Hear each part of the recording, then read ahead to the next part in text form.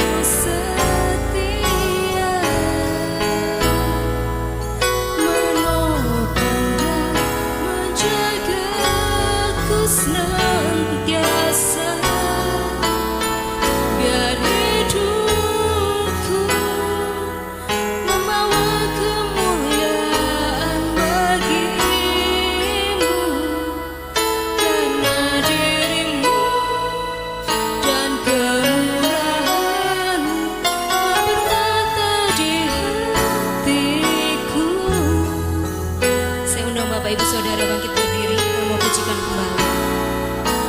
Hanya Engkau dalam hatiku yang memberikanku damai.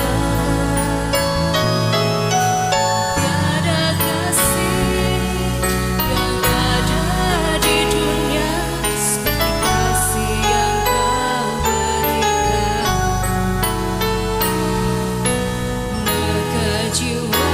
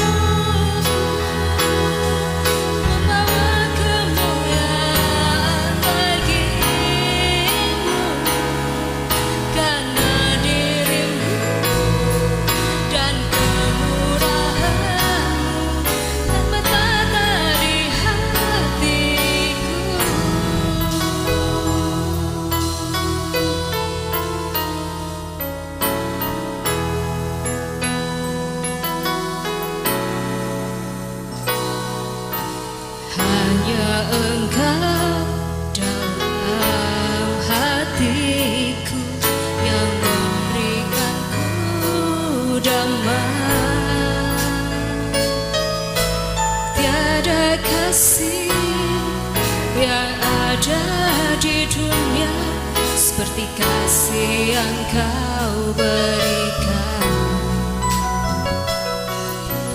Maka jiwaku pun memuji aman di bait-Mu.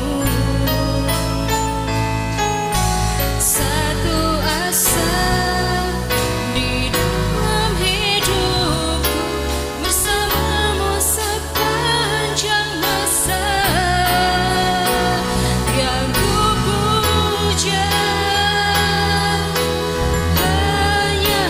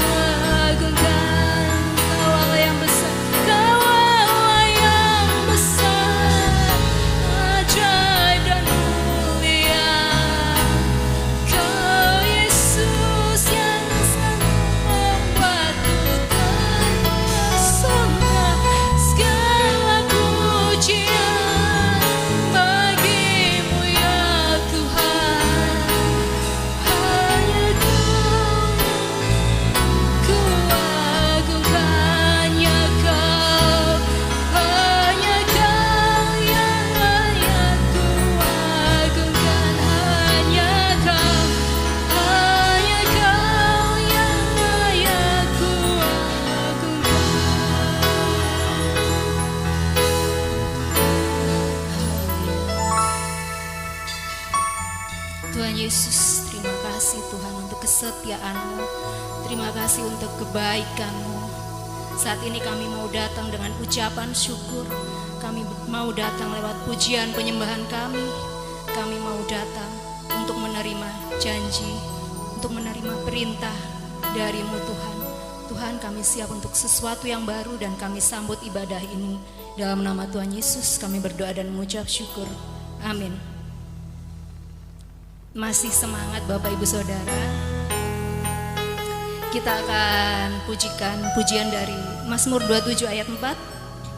Satu hal telah aku minta kepada Tuhan, itulah yang kuingini, diam di rumah Tuhan seumur hidupku, menyaksikan kemurahan Tuhan dan menikmati bait-Nya. Kita mau pujikan dengan penuh sukacita ya.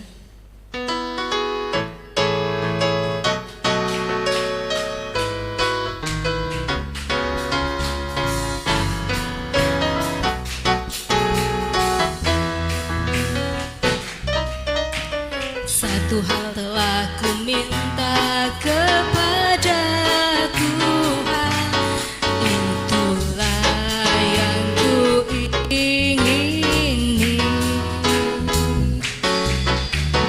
diam di rumah Tuhan seumur hidupku, menyaksikan kemurahan Tuhan dan menikmati bait-Nya, dan menikmati kuasa-Nya, dan menikmati kasih-Nya, dan menikmati firman-Nya. Satu hal telah ku minta kepada Tuhan, itulah yang ku ingini,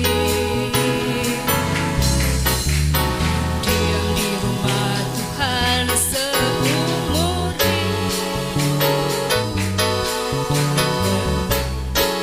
kemurahan Tuhan dan menikmati bait-Nya, dan menikmati kuasa-Nya, dan menikmati kasih-Nya, dan menikmati firman-Nya, dan menikmati bait-Nya, dan menikmati kuasa-Nya, dan menikmati kasih-Nya, dan menikmati firman-Nya. Silakan duduk Bapak Ibu Saudara. Kita akan memberikan persembahan untuk petugas kolektor. Saya undang ke depan.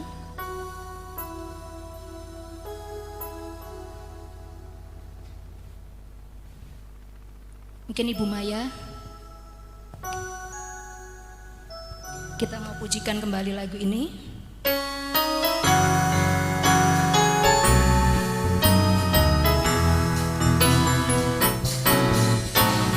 Satu hal telah ku minta kepada Tuhan, itulah yang ku ingini,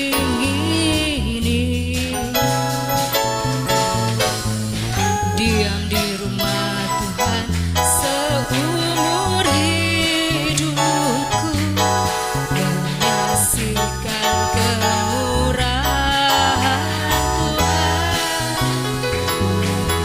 dan menikmati bait-Nya,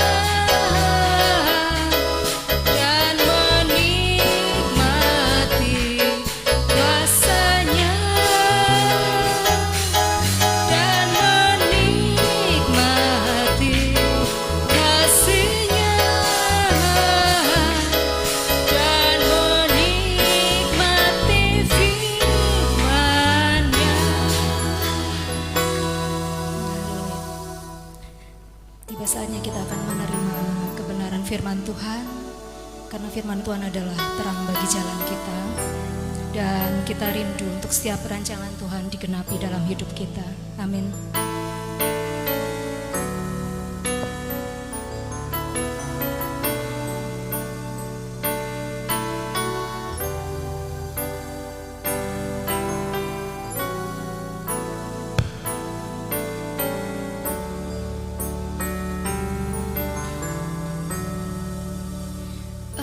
Ajar kami Tuhan menghitung hari-hari, agar kami beroleh hati bijaksana.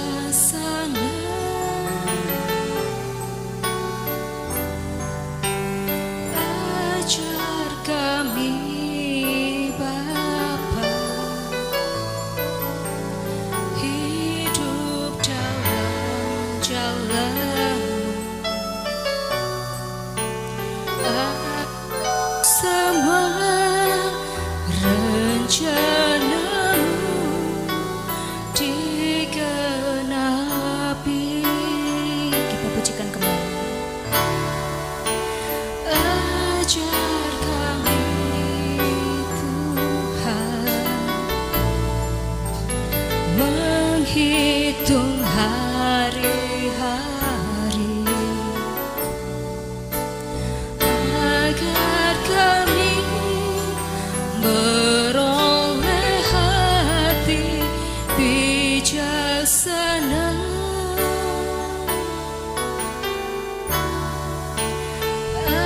Ajar kami Bapa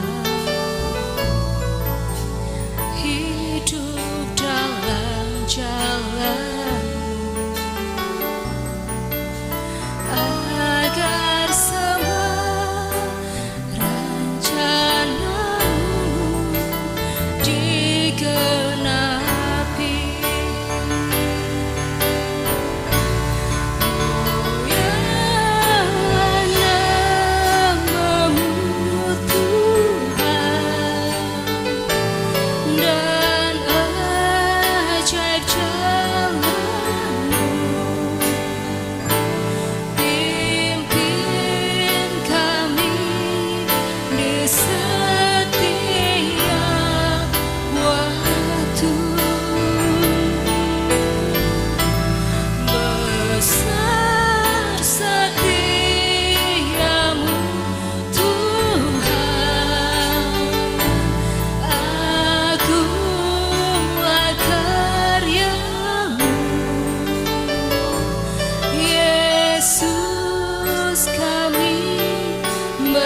Bersyukur padamu.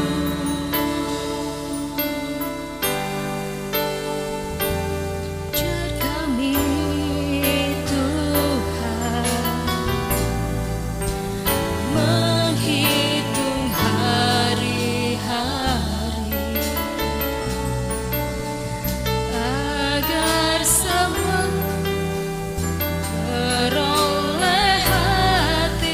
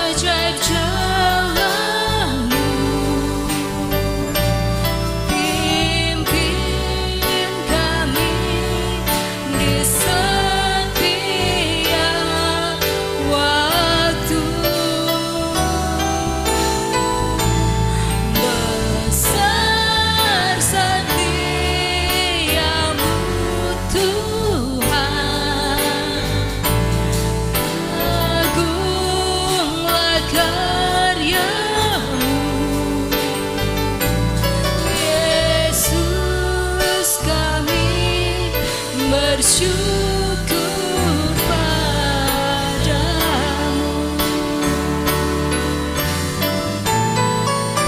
Mulialah namamu Tuhan, dan ajaib jalanmu. Pimpin kami di setiap waktu. Besar setiamu Tuhan, agunglah karyamu. Yesus, kami bersyukur padamu. Mulialah namamu Tuhan. Saya persilakan untuk Bapak Gembala maju ke depan. Pimpin kami di setiap waktu. Besar setiamu Tuhan, agunglah karyamu. Yesus, kami bersyukur padamu.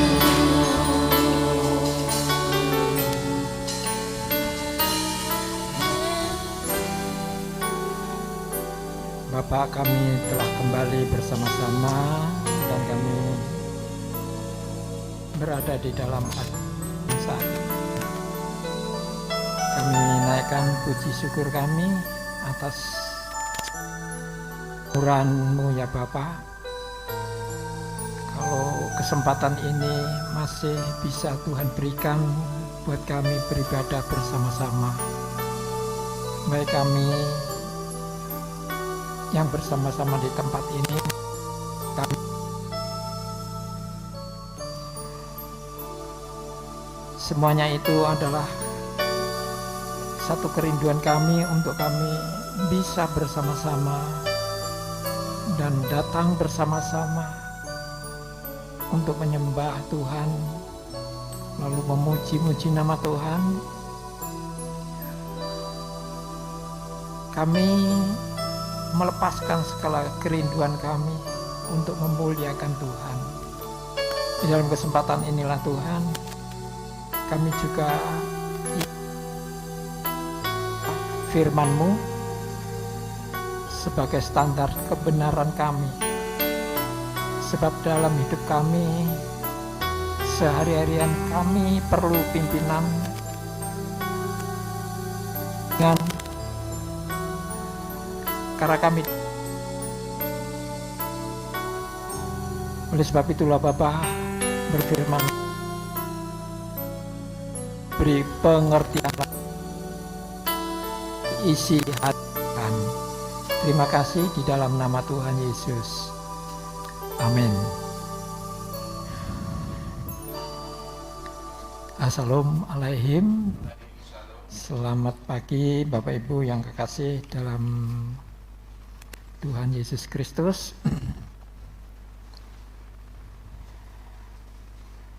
Ya, melalui kemurahannya kita bisa beribadah bersama-sama saat ini. Ya, mari kita sama-sama. Kita masih dalam keadaan sehat-sehat dan baik-baik. Ya, mari kita, ya menurut beliau-beliau, kita perlu menjaga kesehatan.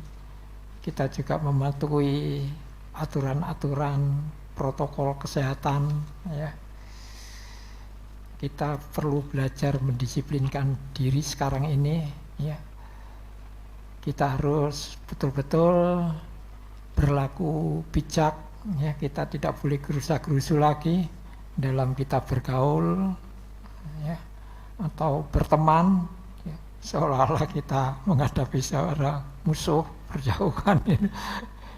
Tapi sebenarnya tidak, kita hanya menjaga kemungkinan-kemungkinan yang tidak kita ingini, ya. Tapi kita terus berdoa. Satu rahasia Bapak Ibu, jangan berdoa untuk diri sendiri, Tuhan aku lindungi dari wabah corona ini. Tapi kita berdoa untuk orang lain, saudara. Ya. Kita lebih banyak berdoa untuk orang lain. Sebab apa? Kalau kita berdoa untuk orang lain, Tuhan akan memperhatikan diri kita ini. Ya. Jangan fokus pada diri kita sendiri saja. Itu namanya ya tidak seperti itu. Doa itu tidak seperti itu. Sebab Tuhan mengatakan berdoa kepada pemerintah, berdoa kepada orang-orang kudus, berdoa kepada teman-teman, saudara-saudara. Paulus selalu mendoakan seperti itu, ya. Ya, itulah puji nama Tuhan. Kita masih diberi kesempatan dan hikmat oleh Tuhan, ya, untuk menata ulang hidup kita ini, ya. Baik, mari hari ini kita bicara tentang negeri perjanjian, ya, negeri perjanjian. Ya, tentu saja kalau membicarakan negeri perjanjian, ya perjanjian lama tentunya, ya. Kita bicara perjanjian lama. Kita baca di dalam Ulangan pasal 8. Ulangan pasal 8. Ayat 1 sampai dengan 3. Ulangan 8 ayat 1 sampai dengan 3.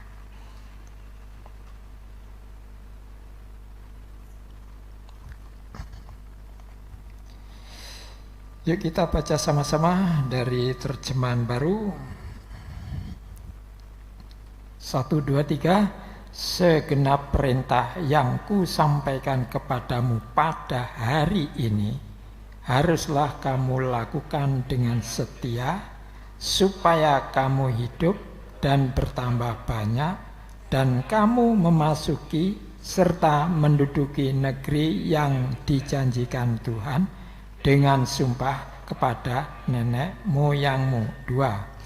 Ingatlah kepada seluruh perjanjian yang kau lakukan atas kehendak Tuhan Allahmu di padang gurun selama 40 tahun ini, dengan maksud merendahkan hatimu dan mencobai engkau untuk mengetahui apa yang ada dalam hatimu, yakni apakah engkau berpegang pada perintahnya atau tidak. Jadi ia merendahkan hatimu, membiarkan engkau lapar dan memberi engkau makan mana yang tidak kau kenal, yang juga tidak dikenal oleh nenek moyangmu, untuk membuat engkau mengerti bahwa manusia hidup bukan dari roti saja, tetapi manusia hidup dari segala yang diucapkan Tuhan. Amin. Ya, ini bagaimana masuk ke negeri atau tanah perjanjian. Ya, sebelum masuk itu ada ini dulu, ya, diberitahukan bagaimana mempersiapkan diri, bagaimana langkah-langkah kita kalau kita masuk ke negeri yang dijanjikan itu. Nah, ya, negeri perjanjian ini sulit loh. Kalau kita pikir apa sih negeri perjanjian itu? Mungkin bayangan kita itu sorga. Ya. Ya. Yang dijanjikan negeri kita yang baik itu kan sorga gitu ya, kita sorga. Tapi ada juga yang berpendapat lain. Bukan, itu bukan sorga. Ya. tapi satu tempat tinggal, satu tempat hidup kita, di mana kita menempatkan diri kita. Ya, karena apa? Karena di dalam negeri perjanjian ini kita masih berjuang, ya, kita masih merebut, kita perlu menanam, kita perlu menuai, menabur, ya. Nah, itu. Jadi itu bukan di surga, tapi di bumi. Ya. Bagaimana supaya kita mewarisi bumi, gitu. Jadi tidak semudah seperti apa yang kita pikirkan. Tapi terserah, ya, terserah Anda bagaimana cara mengaplikasikan atau mempraktekkan diri kita atau menafsirkan hal yang seperti itu. Ya. Tapi kita tidak perlu menjelimet-jelimet seperti itu. Mari kita ikuti saja apa yang tertulis. Ya. Entah itu surga, entah itu bumi. Pokoknya kita mau masuk ke dalam satu perjanjiannya Tuhan, yaitu negeri perjanjian. Ya, negeri itu apa? Terserah, hidup kita mungkin, ya, keluarga mungkin, bisa saja. Ya. Nah, tapi sini adalah negeri yang dimaksud di sini adalah memang tempat tinggal, tanah, ya, tanah tempat tinggal atau negara atau negeri yang telah dijanjikan. Ya. Nah, itu ada beberapa hal yang yaitu untuk ke sana Tuhan itu sudah mempersiapkan umatnya dengan satu perintah, ya, perintah. Jadi segenap perintah yang kusampaikan kepadamu hari ini. Jadi Tuhan memberikan perintah. Perintah apa ini? Perintah untuk memasuki, perintah untuk memiliki, atau perintah yang lain? Yaitu perintah untuk bagaimana perilaku kita sebenarnya. Ya, perintah tentang perilaku kita. Baik untuk memasuki, untuk memiliki, maupun untuk sesama kita, atau perintah kita kepada Tuhan dalam hubungan yang bawah dan atas ini. Ya. Jadi banyak sekali perintah di situ, bisa undang-undang, bisa aturan, ya, bisa hukum-hukum dan lain sebagainya. Jadi perintah itu yang ku sampaikan kepada hari ini harus, ya, kamu lakukan dengan setia. Untuk apa perintah itu? Nyatanya di sini perintah itu adalah satu, supaya kamu hidup. Jadi perintah itu adalah yang harus dilakukan itu, yang disampaikan itu oleh Tuhan itu, bagaimana kita harus bisa memiliki hidup. Nah, hidup ini juga mempunyai pengertian yang lain-lain. Apa hidup di dunia ini, apa hidup yang di sana, kan gitu ya. Nah, apakah kita ini hidup pada umumnya, atau hidup yang seperti dikatakan bahwa manusia itu diciptakan dari tanah lalu dihembuskan nafas, ya, lalu baru manusia itu hidup. Kalau di dalam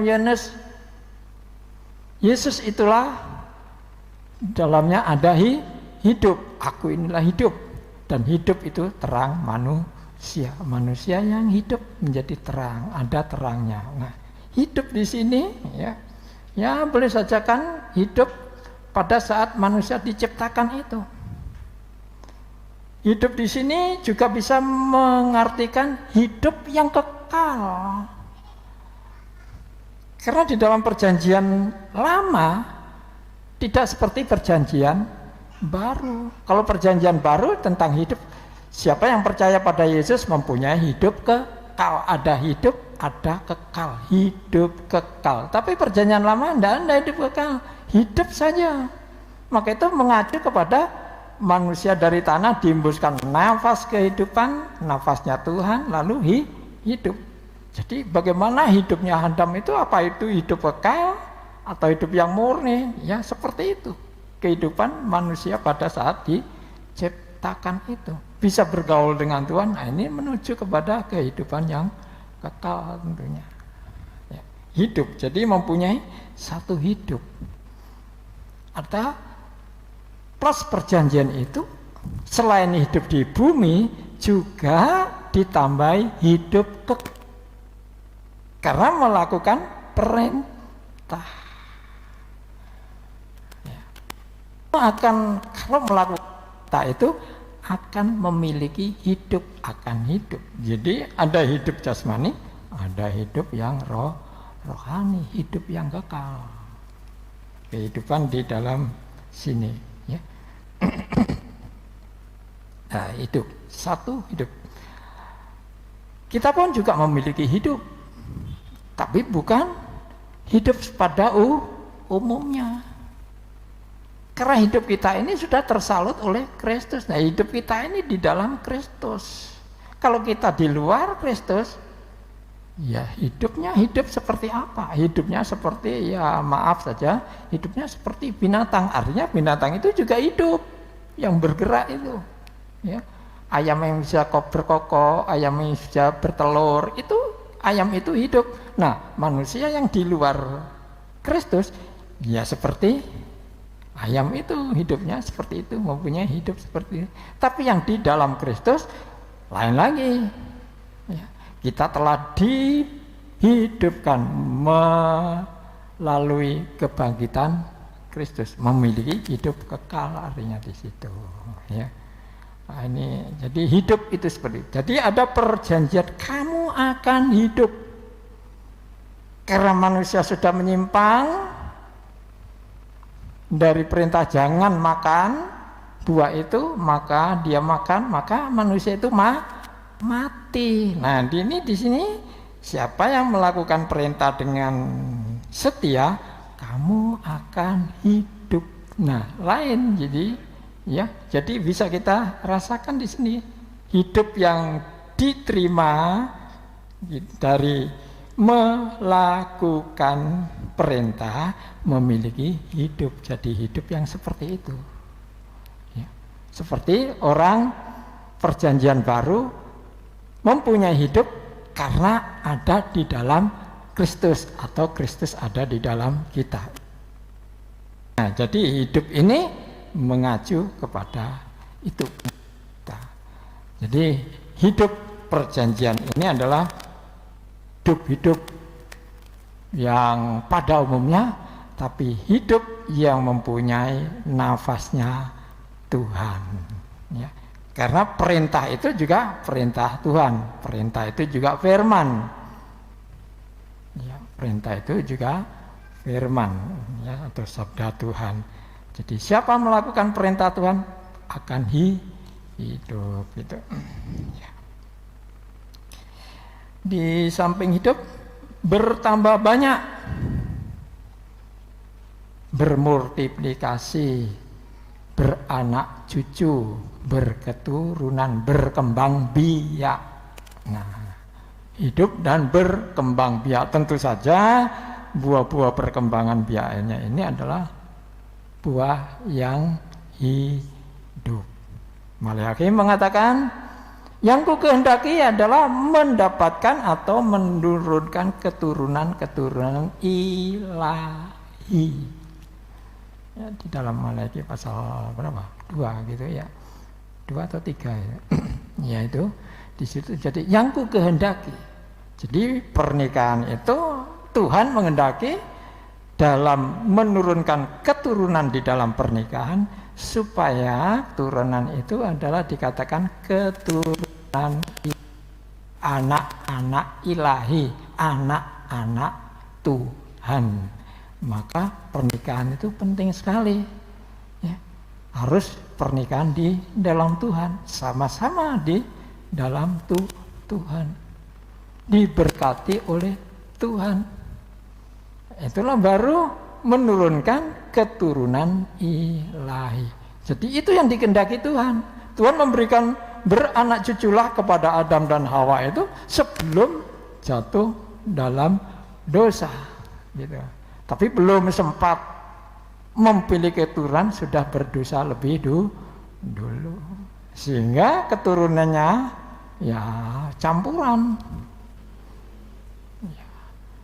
Tapi lebih banyak yang bukan keturunan ilahi, sehingga dihapuskan oleh Tuhan dengan air bah itu. Nah ini, jadi hidup tambah banyak. Artinya kita boleh bermultiplikasi, boleh berketurunan, boleh menikah. Ya.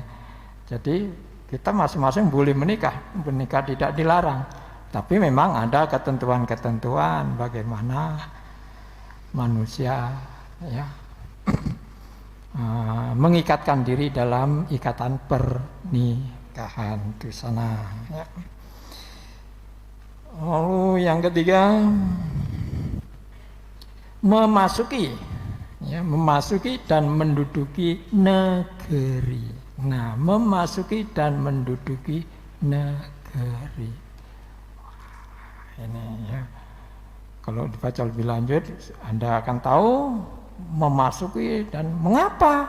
Itu negeri sudah ada penduduknya, itu negeri sudah ada yang mendiami, itu negara sudah ada yang memiliki, bangsa yang tinggal di dalamnya itu yaitu bangsa Kanaan itu ada orang Amori, Yebus, Yebusi dan lain sebagainya. Nah, itu yang dimiliki, itulah yang diberikan kepada umat Tuhan seperti yang dijanjikan ini. Kayak gitu. Namanya kalau cuma sekarang apa? Penjajahan ya.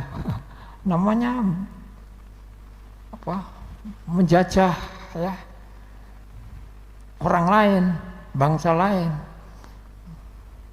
Maunya siapa yang memberi?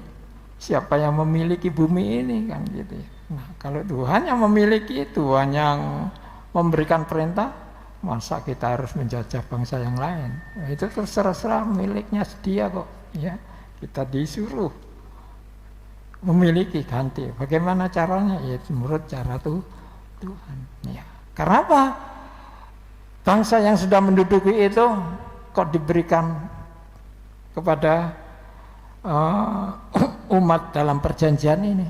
Ya karena orang yang menempati buminya Tuhan itu tidak menghargai Tuhan, tidak percaya Tuhan, tidak memiliki Tuhan, tidak tahu Tuhan, tidak tahu pemiliknya, penciptanya siapa. Ya. Maka itu dia tidak menyembah kepada Tuhan, menyembah kepada ilah yang lain. Maka itulah yang dikatakan kamu akan memasuki dan menduduki negeri itu. Artinya dia negeri yang dijanjikan itu. Dari sini Bapak Ibu kita banyak sekali mendapatkan pelajaran tentang hidup kita ini di dalam orang-orang yang di dalam Kristus Yesus. Masa kita yang merupakan pewaris ya dari kejadian ini, kita enggak respect ya, kita enggak tertarik kepada janji Tuhan ini, kita tidak tertarik dengan apa yang diperintahkan Tuhan. Lalu kita hanya memikirkan, aku kebetulan kok ada di bumi ini, aku dilahirkan orang tua aku, siapa sih Tuhan itu dan lain sebagainya ya. Lalu kita tidak mengenal, tidak mau kenal dan mengenal tentang Tuhan yang memiliki, karena Tuhan yang memberikan atau menciptakan bumi ini. Nah, inilah kita menikmati. Kalau kita bisa hidup, mari kita menikmati apa yang bisa kita miliki atau kita hidupi ini di dalam memasuki dan menduduki atau memiliki tanah yang itu tidak dijanjikan kepada nenek moyang kita lebih dulu gitu. Hanya memiliki itu. Nah ini seolah-olah kita tidak tahu ya. Dan kalau kita mengikuti nenek moyang secara manusiawi, ya kita tidak memiliki apa-apa ya, tidak memiliki apa-apa. Tapi sekarang kita memiliki karena ada janji. Ya, ada janji perjanjian kita dalam Tuhan. Ya, inilah laku untuk melakukan perintah itu, ya, untuk melakukan perintah yang disampaikan pada hari ini, yaitu untuk bisa hidup, berkembang dan memiliki, memasuki dan memiliki.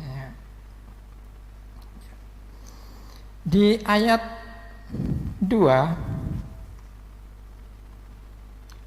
Ingatlah kepada seluruh perjalanan yang kau lakukan atas kehendak Tuhan Allahmu di padang gurun selama 40 tahun itu.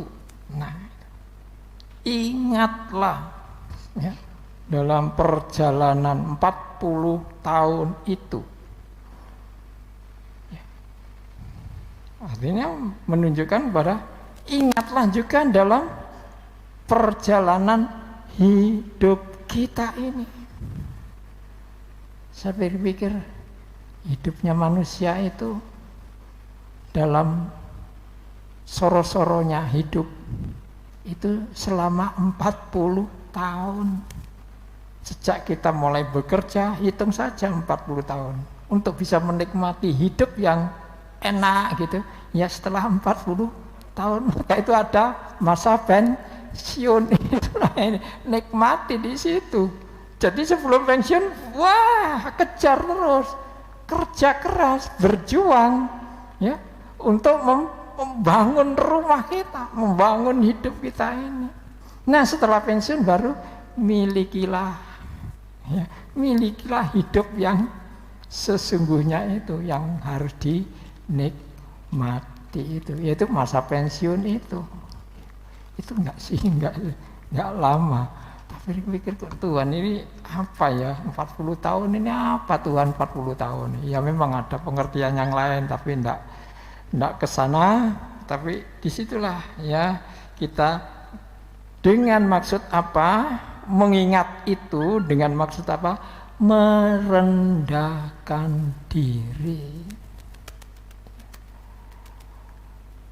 Kalau Tuhan mempunyai rencana ini, Tuhan telah mengatakan ini untuk mengingat itu, berarti kita itu tidak memiliki ya rendah hati, ya apa ini rendah hati itu tidak memiliki, ya, kita itu tidak memiliki kalau tidak dikerjakan oleh Tuhan. Maka itu orang yang cul-culan tanpa Tuhan tidak mempunyai kerendahan hati. Berarti ketinggian hati atau sombong. Kesombongan, itulah manusia, kesombongan. Memang kalau dibiarkan manusia bisa jadi sombong. Buktinya apa? Manusia waktu membangun menara Babel itu sampai dipecah oleh Tuhan dengan berbagai-bagai bahasa, baru menyebar. Karena apa? Karena kesombongan. Ayo kita membuat menara setinggi langit, ya kan gitu. Seperti pada Lucifer, aku ingin menyerupai, ya kan gitu. Aku ingin menyerupai. Nah, jadi tidak mempunyai sifat kerendahan hati ini, baru kita capai, baru kita miliki, baru kita mengerti kalau kita sudah direndahkan Tuhan. Direndahkan dengan apa? Ya dengan pengalaman hidup kita ini. Pengalaman yang sengsara. Pengalaman yang menyakitkan hati, ya, pengalaman yang menyesakkan diri kita itu. Ya, kehidupan Yesus, kehidupan mengikut Yesus. Siapa bilang mengikut Yesus itu enak? Gitu. Ya harus pikul salib. Ikut Yesus, pikul salib. Salib itulah yang membentuk kita supaya kita bisa merendahkan hati atau merendahkan diri kita. Ya. Tanpa salib nggak bisa kita mencapai level yang seperti itu, kerendahan manusia ini. Ya. Berarti kita perlu hajaran-hajaran yang seperti itu, yaitu untuk merendahkan diri itu dengan berjalan di padang gurun, berjalan di padang belantara selama 40. Artinya masa sengsara kita, masa penggemblengan kita itu harus betul-betul kita mengerti bahwa maksudnya kita disengsarakan itu, maksudnya kita diberi rasa lapar, seolah-olah Tuhan itu tidak berbelas kasihan kalau kita lapar, ya. Maksudnya supaya kita itu bisa rendah hati, ya. Kita dibentuk gitu. Maka itu cobaan, pengujian itu, ya, selalu datang, silih berganti. Ini belum selesai, datang lagi. Kenapa?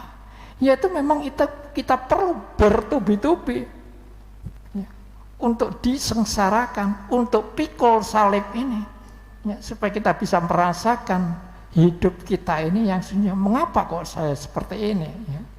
Kalau kita memberontak, tidak mau itu, Tuhan tidak seperti itu, ya. Tuhan tidak seperti itu, ya.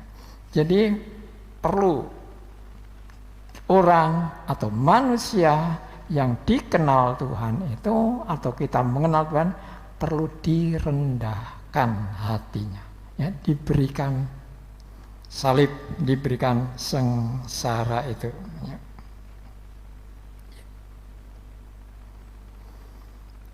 Dan mencobai engkau untuk mengetahui apa yang ada dalam hatimu, yaitu apakah engkau berpegang pada perintahnya atau tidak.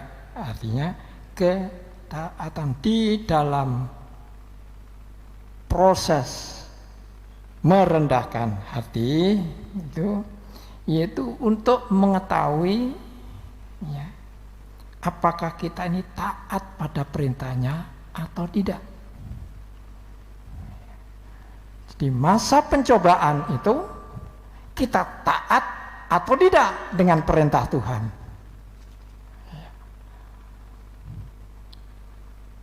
Kita bisa mengetahui ini. Kalau kita tidak taat kepada Tuhan, ya gagallah kita diproses oleh Tuhan. Maka itu jangan coba-coba kita itu mempersingkat masa pencobaan kita instan. Sekarang pencobaan, sekarang kita berdoa, lepaskan sekarang Tuhan. Tidak seperti itu, Bapak Ibu. Bisa dalam waktu yang singkat, juga bisa dalam waktu yang panjang. Nah, ini 40 tahun sampai habis gitu ya. 40 tahun, ya, panjang prosesnya. Memang ada orang-orang yang menderita dalam keluarga atau rumah tangga panjang sekali, ya. Tapi kalau kita mengerti, ya, mungkin juga Tuhan akan bisa memulihkan, mungkin juga tidak dipulihkan oleh Tuhan. Tapi tidak seperti itu. Tuhan tetap, ya, setia pada janjinya. Karena apa?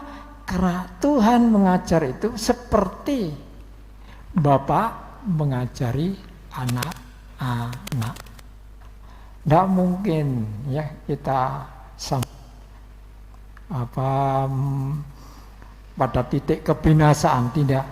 Pada satu saat pasti Tuhan memberikan bagaimana cara keluar dari cobaan itu, ya, keluar dari cobaan itu. Tuhan tidak memberikan cobaan melebihi dari kekuatan kita, tapi Tuhan memberikan satu jalan keluar, ya, untuk kita bisa lolos dari situ. Ya, itu. Yang ayat ketiga, jadi rendahkanlah hatimu, membiarkan engkau lapar dan memberi engkau makan mana itu, ya, membosankan.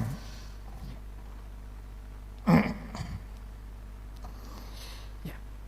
Artinya dalam merendahkan hati, dalam direndahkan hati itu, ya, engkau dibiarkan lapar, ya, dan memberi engkau makan mana yang tidak dikenal oleh kau kenal dan juga tidak dikenal oleh nenek moyangmu, untuk membuat engkau mengerti bahwa manusia hidup bukan dari roti saja, tetapi manusia hidup dari segala yang diucapkan Tuhan. Artinya kita ditunjukkan oleh Tuhan dalam hal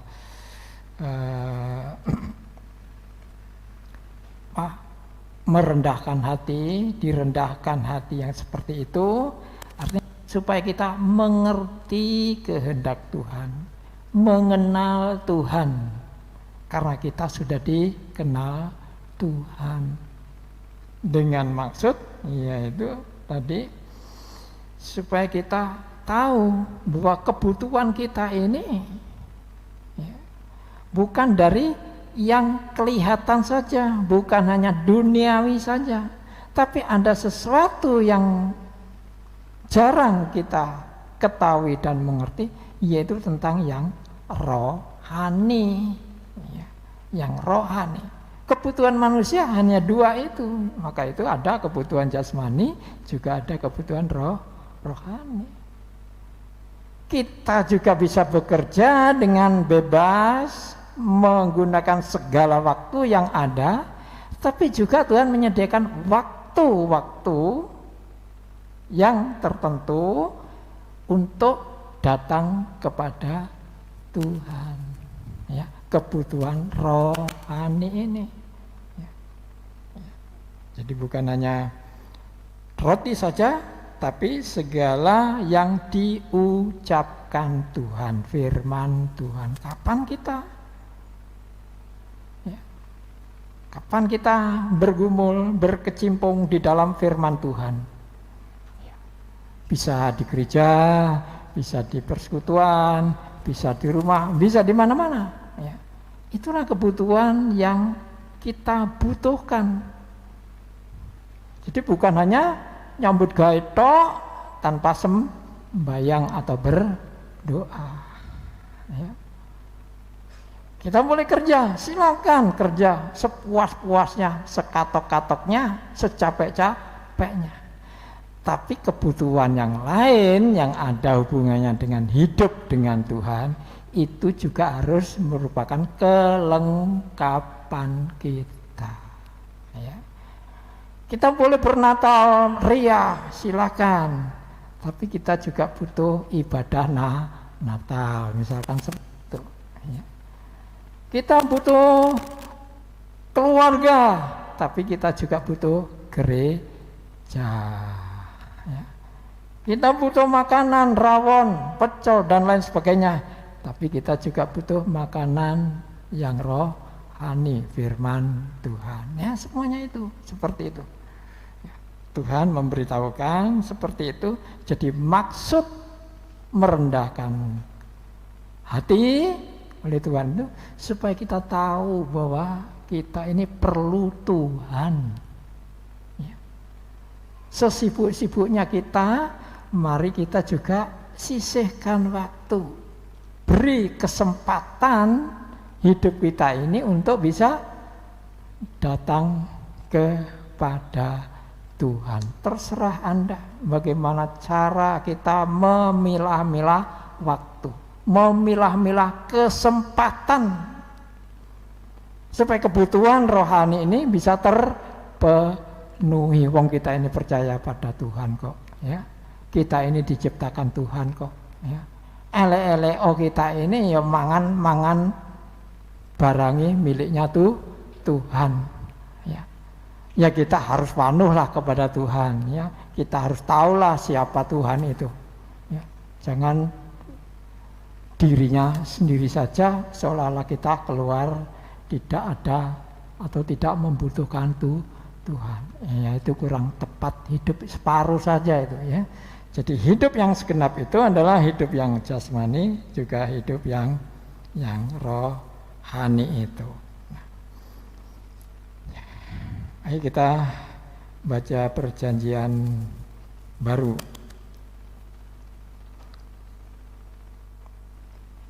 1 Timotius pasal 4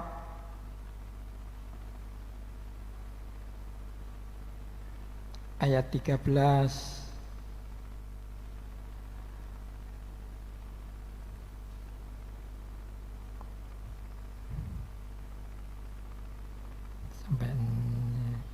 13 dan 16 saja. 2 saja. 13 sampai 16, tapi kita baca yang 13 dan 16. Yang kita baca 2 ayat saja.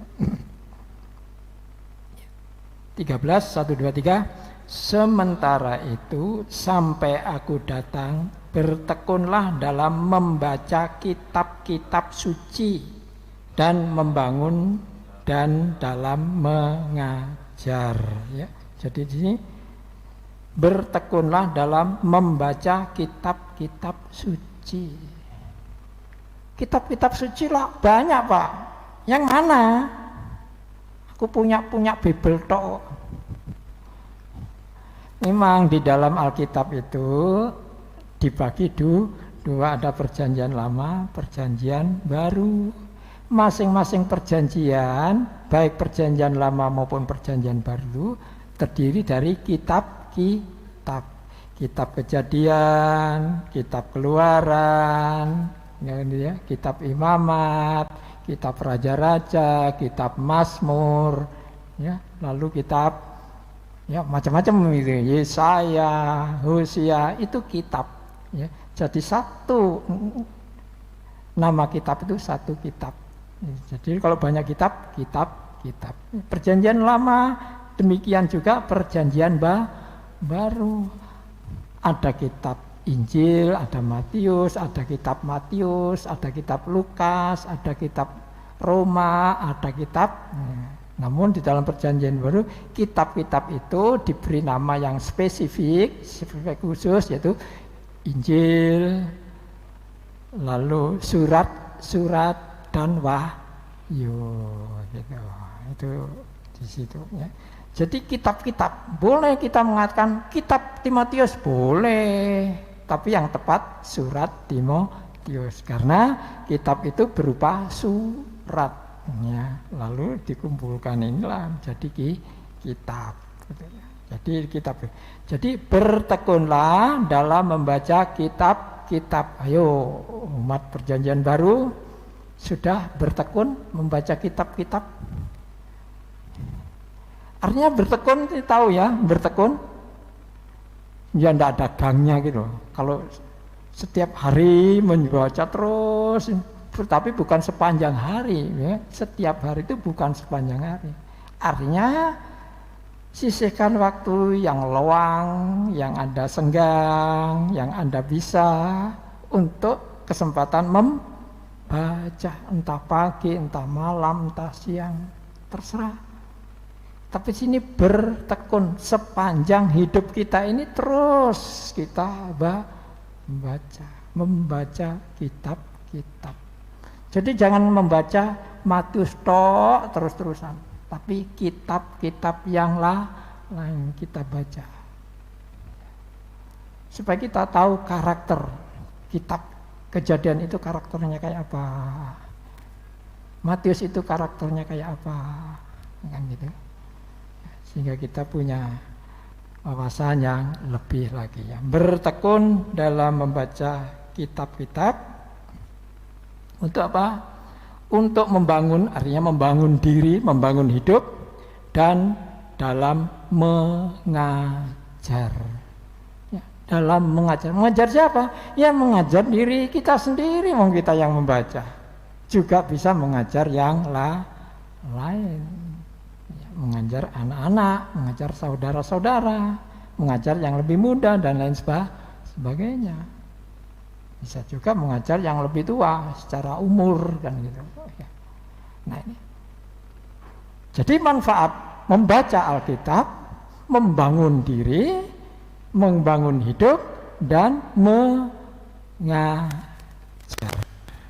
Artinya mengajar diri sendiri juga mengajar yang lain.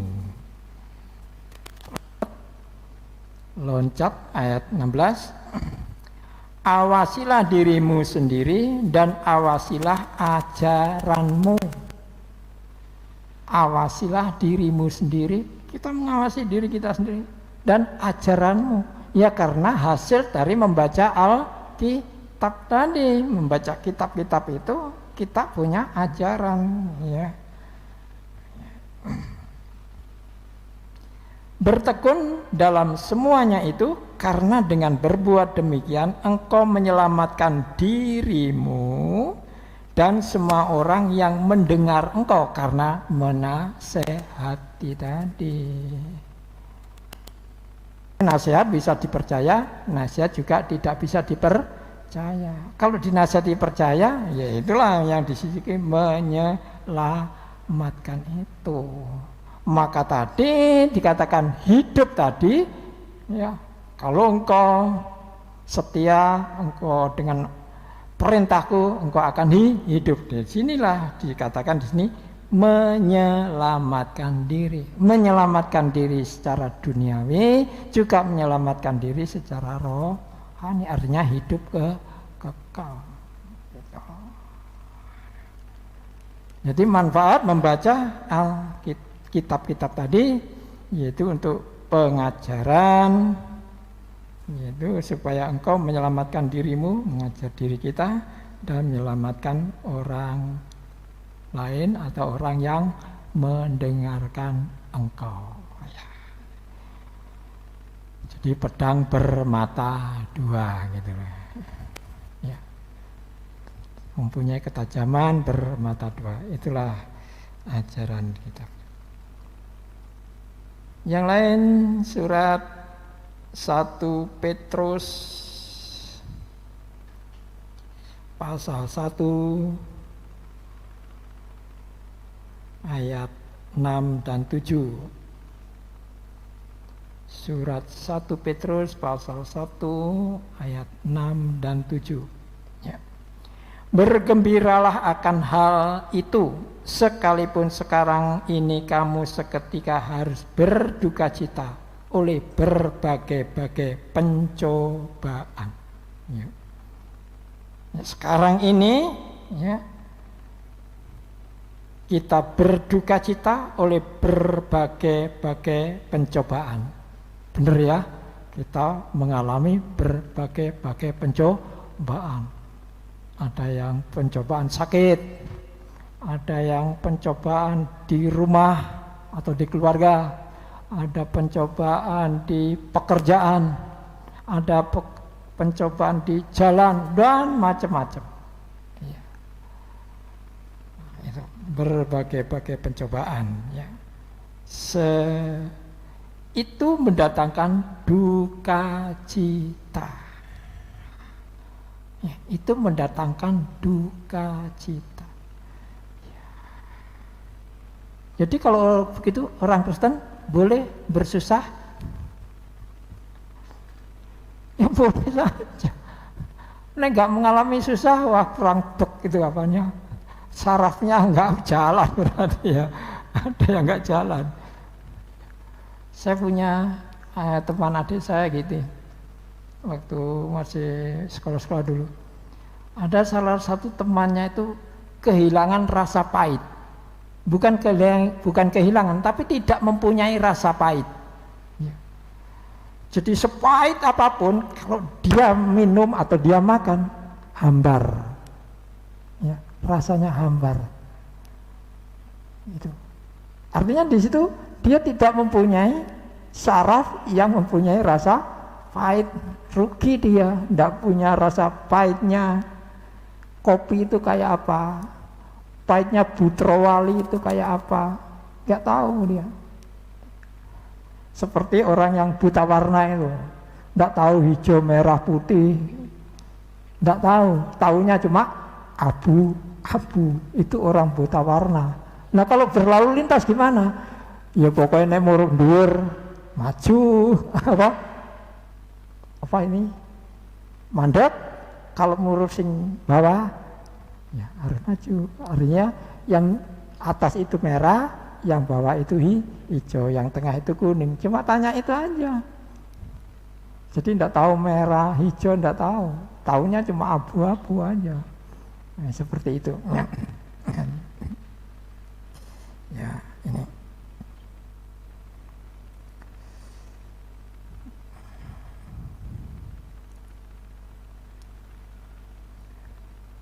Di ayat 6 betul kata. Maksud semuanya itu ialah membuktikan kemurnian imanmu yang jauh lebih tinggi nilainya daripada emas yang fana, yang diuji kemurniannya dengan api, sehingga kamu memperoleh puji-pujian dan kemuliaan hormat daripada hari Kristus Yesus Kristus menyatakan dirinya.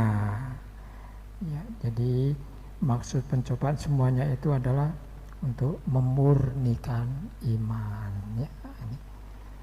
Jadi merendahkan diri tadi itu adalah membentuk juga iman kita, ya, membentuk iman. Ya, dicobai tadi bukan saja memurnikan diri atau merendah diri, rendah hati, tapi juga memurnikan iman, kata Petrus. Nah, itulah pencobaan. Jadi manfaat, ya, guna dari pencobaan tadi, ya, mempunyai kegunaan juga. Ini perlu hikmat, ya. Kita perlu pengertian, perlu pengetahuan, itulah berhikmat, ya. Kadang-kadang memang orang mengatakan gitu, ya ada bener gitu ya.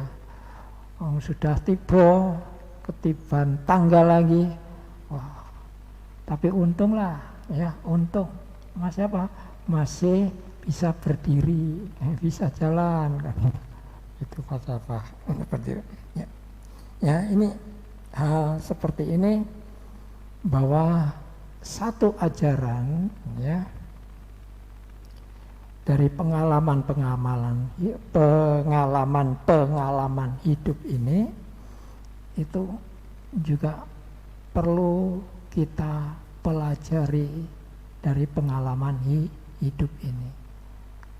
Ya, bukan saja kita lihat jeleknya, jahat, tapi kebaikannya juga. Ya, hanya bagaimana kita memfokuskan pencobaan itu secara penuh, ya, secara penuh.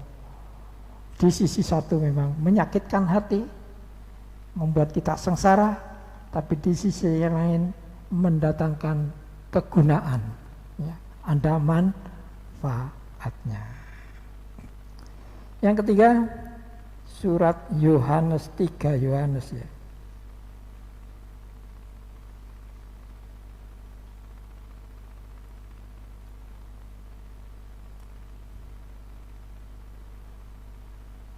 Yohanes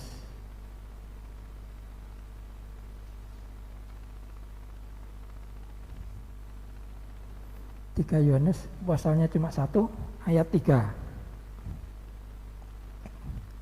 3 Yohanes, surat 3 Yohanes. Sebab aku sangat bersukacita ketika beberapa saudara datang dan memberi kesaksian tentang hidupmu dalam kebenaran, sebab memang engkau hidup dalam kebenaran. Ya, hidup dalam kebenaran. Ya, ini artinya apa tadi? Yaitu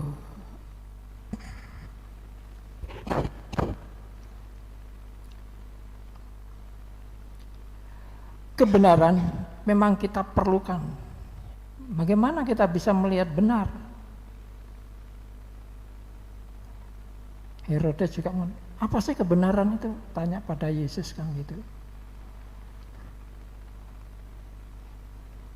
Nah sekarang kalau apa sih kebenaran itu? Nah, kan gitu ya. Bagaimana kita dikatakan kamu orang benar? Yaitu kalau sudah berjalan sesuai dengan rel atau aturan-aturan itu. Apakah kita perlu itu? Ya perlulah, ya, perlu. Perlu mengetahui aturan-aturan itu. Tapi apakah kita melakukan itu? Kita seolah-olah melakukan itu. Loh, mengapa kok seolah-olah? Karena aku hidup di dalam Kristus. Melakukan itu sudah Yesus. Kita ini bukan orang benar, tapi orang yang dibenarkan karena percaya.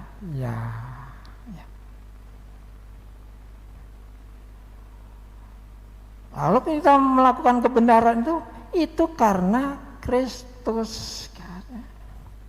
Kalau Kristus tidak menunjukkan kebenaran, kita tidak bisa melakukan yang benar. Karena ada campur tangan Kristus, ada tangan Yesus, kebenaran. Kok kita bisa kuat melakukan kebenaran? Iya, karena anugerahnya, karena Kristus, karena Tuhan Yesus. Maka itu kita ini dibenarkan, bukan kita benar, kita dibenarkan. Segala sesuatu kita salah, kita betul salah, tapi kita dibenarkan. Artinya ditutupi kesalahan kita dan kita dijadikan yang benar. Inilah kasih karunia. Tapi bukan berarti kita seperti robot begitu, bukan. Kalau kita melakukan yang benar, kita melakukan sesuai dengan hukum, gitu maksudnya. Ya. Kita memang tahu hukum, kita tahu yang benar, kita melakukan itu. Memang kita melakukan itu seolah-olah melakukan, tapi yang melakukan itu Kristus di dalam kita. Kita dipimpin, kita diberikan kekuatan, kita diberikan kuasa ke situ, gitu maksudnya gitu. Ya. Jadi kita menjadi orang-orang benar, hidup kita jadi kebenaran sebab memang engkau hidup dalam kebenaran, ya seperti ini. Ya. Kalau diperinci tadi seperti itu. Ya. Itulah kita, ya. Sehingga kita memenuhi hidup kita ini, hidup yang secara jasmani, tapi hidup yang rohani, yaitu hidup di dalam kebenaran. Hidup dalam kebenaran karena kita melakukan atau bertindak sesuai perintah tadi yang ku sampaikan hari ini. Perintah sekarang ini melakukan apa? Perintahnya cuma percaya. Percaya kepada siapa? Kepada Yesus Kristus. Nah itu kita sudah lalu kita mendapat pimpinan Roh Kudus untuk mewujudkan kebenaran di dalam hidup manusiawi kita ini. Itu jalan pikiran kita gitu, seperti jalan pikiran kita, jalan renungan kita, jalan apa lagi? Ya angan-angan kita itu. Ya. Tapi itu kita cakup. Aku melakukan kebenaran. Maka itu di sini dikatakan gini, ya memang engkau hidup dalam kebenaran. Artinya hidup di dalam Kristus dan melakukan kehendak Kristus atas kekuatan dan kuasa Kristus. Jadi tidak ada kita lagi, tidak ada manusia lagi, bukan aku lagi. Maka disebutkan hidupku bukan aku lagi, walaupun aku hidup secara daging, tapi hidup di dalam Kristus karena iman. Gitu. Jadi diperinci seperti Paulus itu seperti itu. Ya. Kita juga alam pikiran kita, alur pikiran kita seperti itu. Ya. Tapi nggak salah kalau aku sudah melakukan kebenaran, nggak salah. Ya. Karena memang kita betul melakukan yang benar. Tapi rinciannya seperti itu. Alur pikiran kita. Yang terakhir,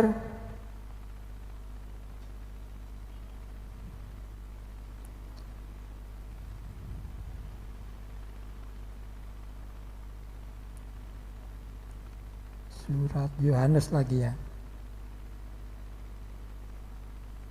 Yohanes hilang sebenarnya.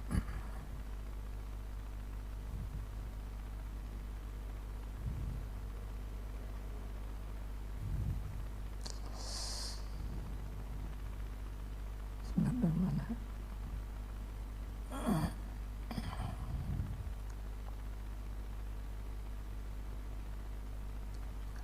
Satu, satu. Yudas ya, Yudas. Pasal 1, Yudas atau Yehuda ya, Yudas atau Yehuda, ayat 3.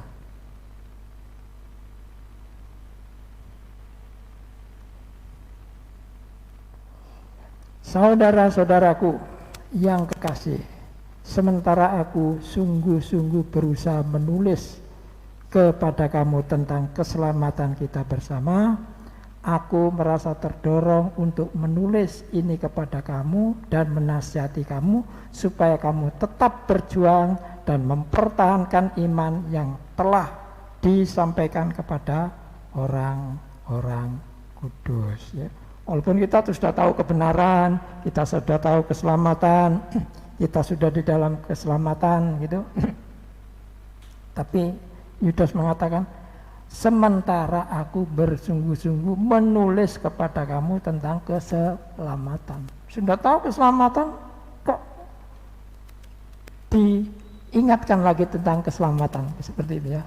Kita ini orang Kristen dan selamat kok masih dinasihati. Kita sudah benar, kita sudah dibenarkan kok masih dinasihati lagi. Ya, artinya itu, artinya untuk diingatkan kembali, untuk di-refreshing, untuk disegarkan kembali ya, iman kita, disegarkan kembali ya, tentang iman kita ini.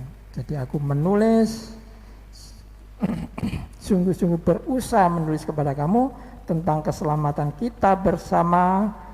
Aku mendorong untuk menulis ini kepada kamu dan menasihati kamu supaya kamu tetap berjuang mempertahankan iman ya, berjuang mempertahankan iman yang disampaikan oleh orang-orang kepada orang-orang kudus itu. Ya, jadi kita sudah punya iman, kita masih diberikan kesehatan, akhirnya kita diingatkan supaya kita berjuang mempertahankan iman kita. Ya, puji nama Tuhan. Jadi semua tadi adalah untuk memberi ingatan kepada kita, untuk kita terus berjuang bersama-sama mempertahankan iman kita, yang nyata-nyata iman ini mendatangkan keselamatan, masuk ke dalam negeri perjanjian. Puji nama Tuhan. Mari kita berdoa bersama-sama.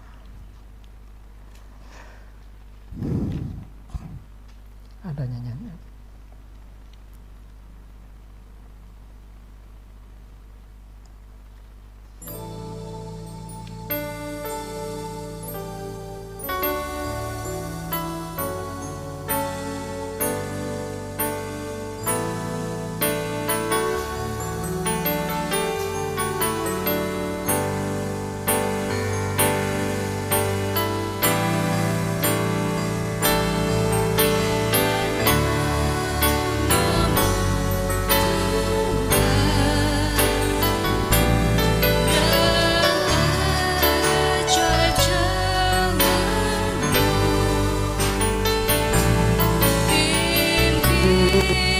Kami di setiap waktu,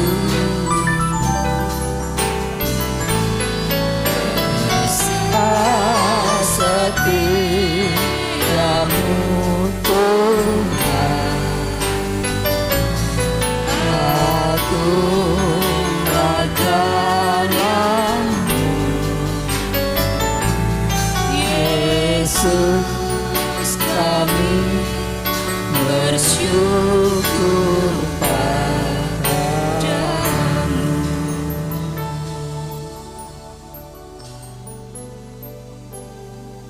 Tuhan, terima kasih atas firman-Mu